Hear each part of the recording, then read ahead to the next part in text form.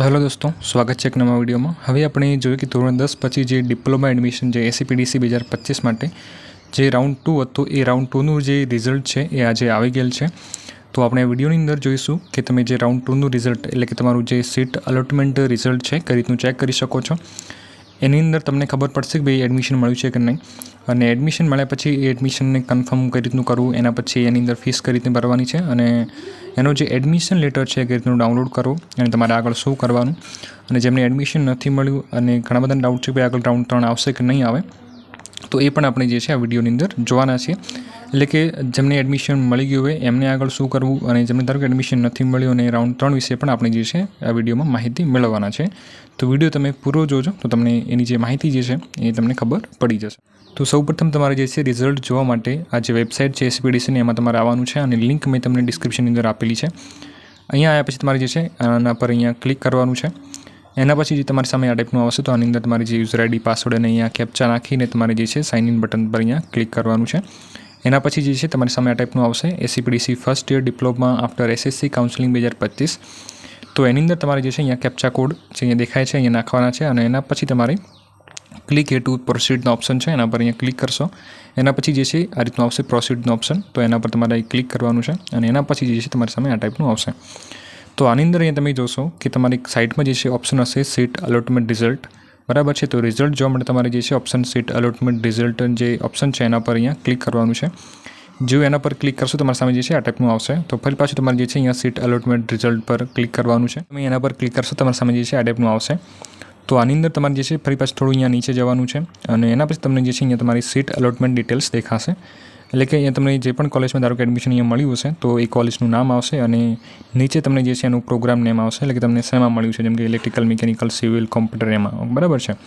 તો જેમાં પણ તમને મળ્યું છે એનું જે છે તમને પ્રોગ્રામ નેમમાં એ દેખાશે, અને તમને અહીંયા કોલેજનું નામ દેખાશે, બરાબર છે। તો અહીંયા તમને જે છે તમારું એડમિશન અહીંયા મળી ગયું છે, ઓકે।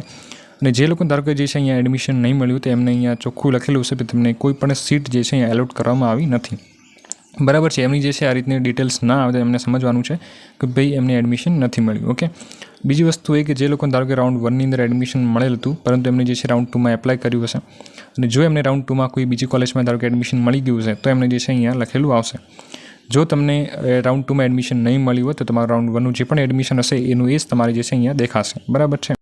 તો રાઉન્ડ 1માં તમને જે પણ મળ્યું છે એ તમારું અહીંયા એનું એ જ રહેશે, અને જો તમને કોઈ બીજી કોલેજમાં એડમિશન મળ્યું હશે તો તમારે અહીંયા બીજી કોલેજનું નામ આવશે, અને તમારી જે આગળનું જે રાઉન્ડ 1નું એડમિશન હતું એ રાઉન્ડ 1નું તમારું એડમિશન હવે કેન્સલ થઈ ગયું હશે, બરાબર છે।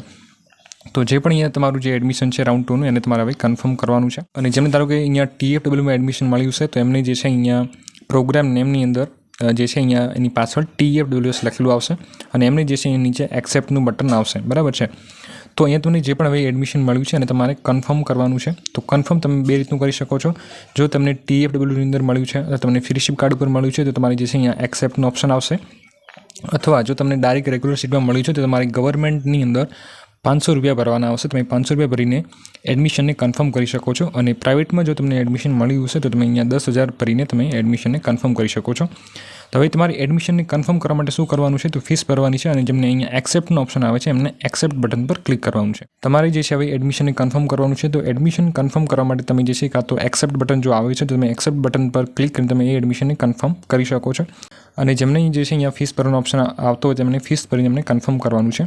તો ફીસ ભરવા માટે તમારે જે છે અહીંયા પે સીટ એક્સેપ્ટન્સ ફીનો ઓપ્શન છે સાઇડમાં, એમાં તમારે એના પર અહીંયા ક્લિક કરવાનું છે। એના પછી તમારે જે છે અહીંયા ફી પેમેન્ટ આવશે। તો આની અંદર અહીંયા તમારે ગવર્મેન્ટ માટે 500 રૂપિયા ભરવાના હશે, અને જો તમને પ્રાઇવેટમાં મળ્યું છે તમારે 10,000 રૂપિયા ભરવાના છે। તમે આના પર ક્લિક કરશો થ્રુ HDFC બેંક, અહીંયા જે સર્કલ દેખાય છે એના પર તમારે અહીંયા ક્લિક કરવાનું છે। એના પછી પે ફી પર ક્લિક કરવાનું છે। એના પછી તમારી સામે જે છે અલગ અલગ પેમેન્ટ મેથડ આવશે, તો તમે કોઈ પણ પેમેન્ટ મેથડથી તમે એમાં પેમેન્ટ કરી શકો છો, એટલે કે તમે ફી ભરી શકો છો। જેવી તમારી ફી ભરાઈ જશે એના પછી જે છે તમારી સામે આ ટાઈપનું આવી જશે, એટલે કે એની અંદર અહીંયા તમે જોશો તમારી જે સીટ એક્સેપ્ટન્સ ફી પેમેન્ટ છે એ પણ તમારું અહીંયા કમ્પ્લીટેડ થઈ જશે, બરાબર છે। અને તમારું જે અહીંયા જોશો તમને એક નવો ઓપ્શન અહીંયા જોવા મળશે ડોક્યુમેન્ટ વેરિફિકેશન કમ સીટ એક્સેપ્ટન્સ લેટર, ત્યાં જ તમારું જે છે એડમિશન લેટર ડાઉનલોડ થશે। આપણે એડમિશન લેટર જે છે ડાઉનલોડ કરીએ, પરંતુ એના પહેલાં આ જે એડમિશનને કન્ફર્મ કરવા માટેની જે લાસ્ટ ડેટ શું છે એના વિશે આપણે જોઈએ। જે એડમિશનની જે કન્ફર્મ કરવાની જે અહીંયા લાસ્ટ ડેટ જે છે અહીંયા આપેલી છે, તો અહીંયા તમે જોશો મહત્વપૂર્ણ સૂચનાઓમાં, તો અહીંયા જે પ્રવેશ કન્ફર્મ કરવાની જે સમયમર્યાદા છે એ 1/8 થી લઈને 3/8 સુધીમાં છે। એટલે તમે જે આજથી લઈને તમે 3 તારીખ સુધીમાં તમે એને કન્ફર્મ કરી શકો છો. ઓકે, તમારી પાસે 3 દિવસ છે, 1, 2 અને 3 તારીખ સુધીમાં તમે એને કન્ફર્મ કરી શકશો. લાસ્ટ ડેટ એની 3 તારીખ રહેશે. બરાબર છે. તમારે જે છે એને ફીસ ભરીને કાં તો એને એક્સેપ્ટ કરીને એને કન્ફર્મ કરવાનું રહેશે. બરાબર છે. અને જો તમે આપેલ સમયમર્યાદામાં પ્રવેશ કન્ફર્મ નહીં કરો તો તમારો જે ફાળવેલ પ્રવેશ છે એ તમારો રદ ગણવામાં આવશે. બરાબર છે. એટલે કે જો તમે એને જે છે કન્ફર્મ નહીં કરો ફીસ ભરીને અથવા તો એને એક્સેપ્ટ કરીને તો તમારું જે એડમિશન જે છે અહીંયા રદ થઈ જશે. બરાબર છે. તો આ રીતનું તમારું જે છે એડમિશન તમારે કન્ફર્મ કરવાનું છે. તમે જે છે અહીંયા એમાં ફીસ ભરી દેશો અથવા એને એક્સેપ્ટ કરી દેશો, એના પછી તમારે જે છે અહીંયા ઓપ્શન જે છે આવી જશે. તો તમારે જે છે એડમિશન લેટર ડાઉનલોડ કરવા માટે આ ઓપ્શન પર અહીંયા ક્લિક કરવાનું છે. અને એના પછી તમે જોશો તમારે જે છે આ રીતનો ઓપ્શન આવશે ડાઉનલોડ લેટરનો. તો તમારે એના પર અહીંયા ક્લિક કરવાનું છે. એના પછી એક PDF ડાઉનલોડ થશે. એ PDF તમારે જે છે ડાઉનલોડ કરવાની છે. બરાબર છે. તો આ રીતનું તમારે જે છે કે એડમિશન લેટર ડાઉનલોડ થઈ જશે. તો આ રીતનું તમે જે છે એ એડમિશન તમે જે છે કન્ફર્મ કરી શકો છો અને એનું એડમિશન લેટર તમે ડાઉનલોડ કરી શકો છો. તમે જે છે એડમિશનને ચેક કરીને અને એને કન્ફર્મ કરીને એડમિશન લેટર તમે ડાઉનલોડ કરી શકો છો. હવે તમારે આગળ શું કરવું અને જેમને એડમિશન નથી મળ્યું એમને પણ શું કરવું એના વિશે આપણે જોઈએ. જેમને ધારો કે એડમિશન જે છે અહીંયા મળી ગયું હોય તેમને આગળ શું કરવું. તો જેમને એડમિશન જે છે મળી ગયું હોય, ભલે એમને રાઉન્ડ 1માં મળી ગયું હોય અથવા એમને હાલ રાઉન્ડ 2માં મળી ગયું હોય, તો એમને જે છે હવે આગળ શું કરવું. તો એમને જે છે હવે રિપોર્ટિંગ કરવાનું છે. એટલે કે તમારે કોલેજમાં જવાનું છે. તમને જે પણ કોલેજમાં એડમિશન મળ્યું છે એ કોલેજમાં તમારે જવાનું છે. એટલે કે રિપોર્ટિંગ માટે તમારે જવાનું છે. તમારી કોલેજ જે છે ઓલરેડી શરૂ થઈ ગઈ છે 24 તારીખથી. બરાબર. તો તમારે હવે રિપોર્ટિંગ માટે જવાનું છે. તો રિપોર્ટિંગની અંદર તમારે કયા કયા ડોક્યુમેન્ટ સાથે લઈ જવા. તો એની અંદર પહેલાં તમારે જે છે ખાસ સૌથી પહેલાં એડમિશન લેટર જે હાલ મેં તમને ડાઉનલોડ કરીને બતાવી, તમારું એડમિશન લેટર ડાઉનલોડ કરવાનું છે. એને તમારે લઈ જવાનું છે. બીજી વસ્તુ, તમે જે પણ અહીંયા આપણે જે SCPDCનું ફોર્મ ભર્યું હશે એ ફોર્મની પ્રિન્ટ લઈ જવાની છે. એટલે કે તમે જે કેન્ડિડેટ પ્રોફાઇલ પર ક્લિક કરીને તમે એની જે PDF ડાઉનલોડ કરી શકો છો એ PDF તમારે લઈ જવાની છે. એટલે કે એની પ્રિન્ટ લઈ જવાની છે. એટલે કે તમે જે પણ SCPDCનું ફોર્મ ભર્યું હતું એ ફોર્મની પ્રિન્ટ. બરાબર છે. તો એક તમારું એડમિશન લેટર અને બીજું તમારે જે ફોર્મ ભર્યું છે એની ફોર્મની પ્રિન્ટ. અને ત્રીજી વસ્તુ કે તમે જે પણ ફોર્મ ભરતી વખતે ડોક્યુમેન્ટ્સ જેટલા અપલોડ કર્યા એ બધા ડોક્યુમેન્ટ્સ તમારે લઈ જવાના રહેશે. ઓકે, તો આટલી વસ્તુ તમારે જે છે લઈ જવાની છે. સાથે તમે પાસપોર્ટ સાઇઝ ફોટો છે, આધાર કાર્ડ છે, બધું લઈ જઈ શકો છો. અને તમે સાથે ઓરિજિનલ ડોક્યુમેન્ટ પણ લઈ જઈ શકો છો.